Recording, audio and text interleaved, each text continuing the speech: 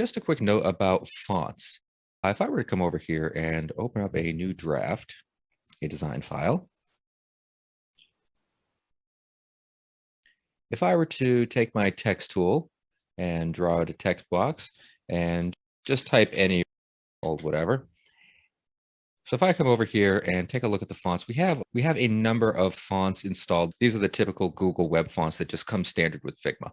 If you wanted to install custom fonts, you would have to enable local fonts, and that'll give you access to all of the fonts that are on your machine.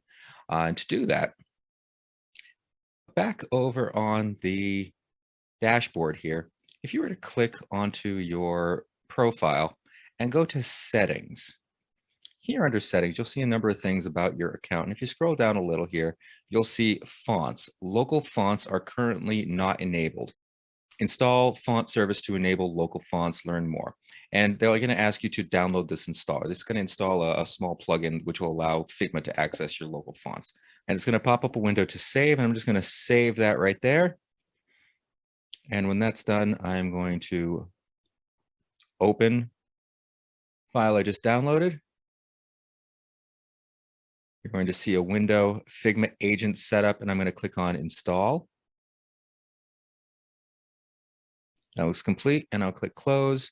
And now local fonts are enabled, and I have 270 fonts available in Figma. So that's how you can install local fonts so that when you click on text fields, you'll now find all of the fonts that you had installed previously on your computer are here available with your text tool. And if you want additional fonts, you add additional fonts to your computer system and they'll be available through Figma.